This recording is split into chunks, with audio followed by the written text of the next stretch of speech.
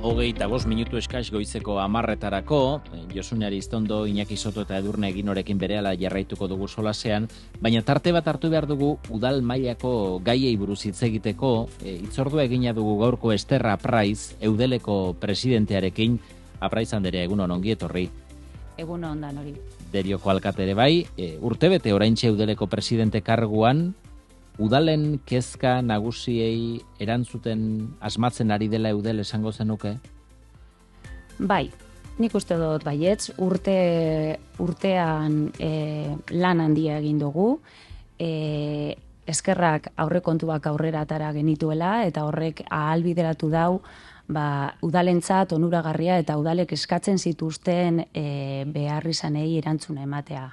Ala nola, udalitzeren berrikuspenari hasiera emon dautzagu, aukera izan dugu lizitazioa hasteko eta aukeratu dugu ja berrikuspen horretan lagunduko digun enpresa, beraz, lorpen importantea izan da.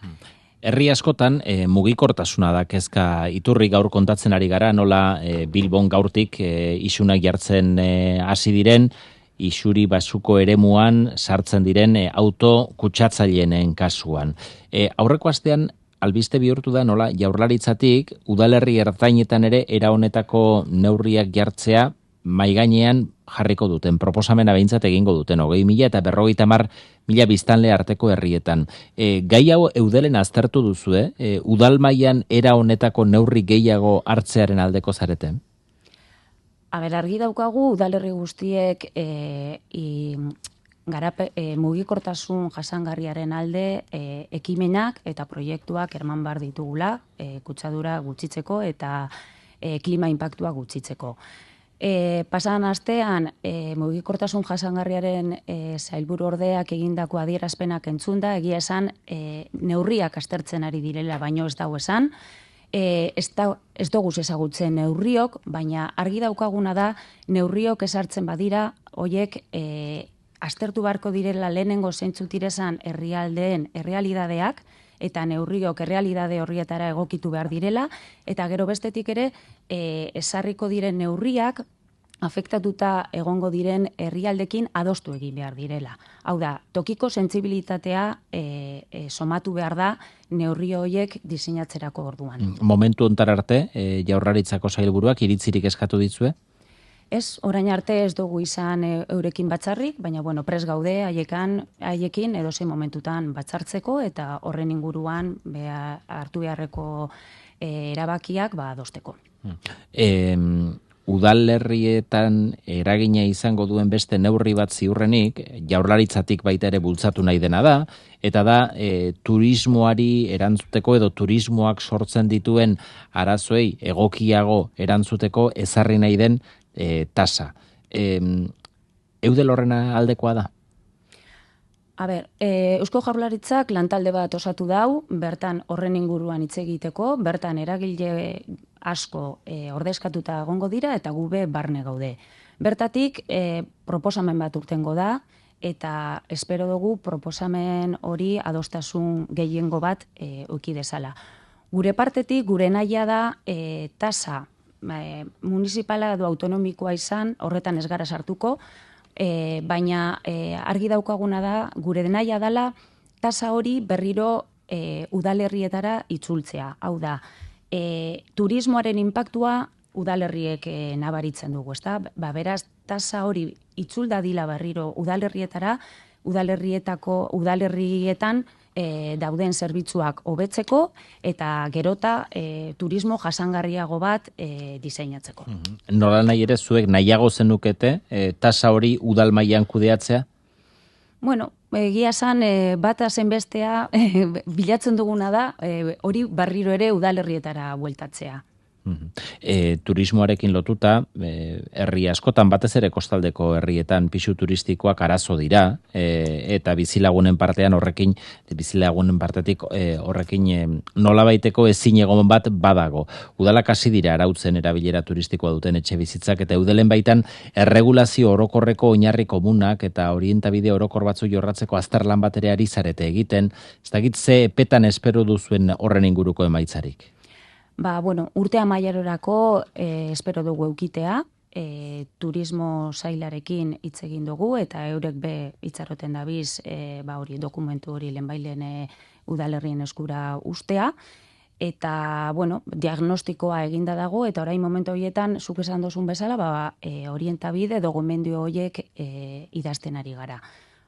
Urte amaierarako espero dugu, mai gainean eukitea, udalerrietara bialtza, eta gero udalerri bakoitzak euren errealidadea ezagututa, eta euren turismoa zein eragin duen ikusita, erabakiko du, hoiek aplikatzea, ez aplikatzea, edo beste neurri batzuk aplikatzea etxebizitza turistikoen erabilera erregulatzeko. Etxebizitza turistikoek inpaktu negatiboa etxebizitza eskubide orokorrean badutela ere nahiko iritzi orokortua da. Udal mailatik etxebizitzaren arazoari aurre egiteko zer egin daiteke? Guk argi daukaguna da, eskaini nahi diegula gure herritarrei etxebizitza duin eta kalitatezkoa. Argi daukagu ere erraztu egin behar jakiela gazteei haien emantzipazioa, eta horretarako etxebizitza arazo bat da. Eta etxebizitza sailarekin batera, saiatuko gara hori errestuko dauen politikak egiten. Eta, laster etxebizitza sailarekin batzar bat izango dugu, data sarratzen ari gara, eta espero dugu handik ideiekin irtetea eta politika berriak diseinatzen hastea. Gai aldatuta, orekatua da udalerriek aldundietatik gaur egun jasotzen duten finantziazioa? Bere garaian batzorde mistoa hau da udalak eta aldundiak ordezkatuta dauden batzorde horretan erabaki ziren kriterioak, egia da errealidade aldatu egin dela, egia da ere Euskadiko udalerrien 80% herri txikiak direla, eta igual momentua da, bere momentuan diru banaketa egiteko hartu ziren kriterioak aldatzeko momentua. Balioan jarri gura neuke momentu honetan, pasadan asteko akordio bati esker izan da, balioan jarri gura dut zelan administrazioen arteko elkarlanak askotan efektu positiboak dituen udalerrientzat. Hain zuzen ere, aipatu gura dut, Gipuzkoako udalerriek eta Gipuzkoako foru aldundien artean izandako elkarlanari esker, 2005 urtetik aurrera, 1.100 biztanle baino gutxiago dituzten udalerriek finantzaketarako jasotzen duten funtzetatik 1,2% jasoko dute, izango da kuota finko bat, barkatu. Adibide bat jartzearren, 150 biztanle daukan udalerri batek, orain arte 84.000 euro jasotzen bazituen, akordio honi esker, ia 250.000 euro jasoko ditu. Eta eskertu behar dugu, hori, administrazio bien aldetik egondan negoziaketari esker lortutako hobekuntza bat dela, beti eudelen bitartekaritzarekin. Pasaden astean onartu zuten bai neurri hori, Gipuzkoako batzar nagusiek, Gipuzkoako aldundia eta eudelen arteko akordioaren ondotik, finantziazio bide hau, Bizkaira eta Arabara zabaldu beharko litzateke, badauka lurralde horietan baita ere, herri txikien finantziazioak berrantolak eta premia bat?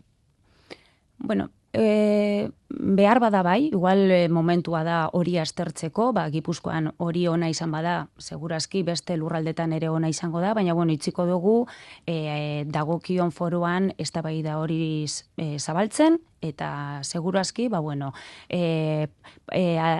parte hartzen duten administrazio ezberdinen partetik borondatea badago, seguro horrelako akordio batera heldu ahal izango direla.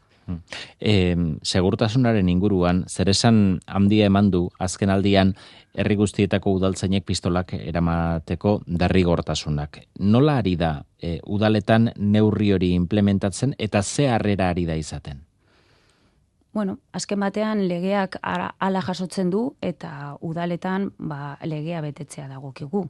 Beraz, bueno, nire esperientzia dino deriokoa, positiboa da, izan ere, zeukatelako arma, erabiltzen zuten ja arma.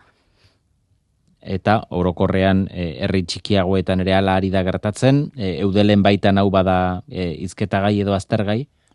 Momentu hauetan ez, Eusko Jaurlaritzarekin batera, legean aritu ginen lanean, elkarlanean, baina momentu hauetan aplikazioari dagokionez ez jaku heldu herrietatik, dudak, laguntzaskeak, ez da mai gainean daukagun gai bat.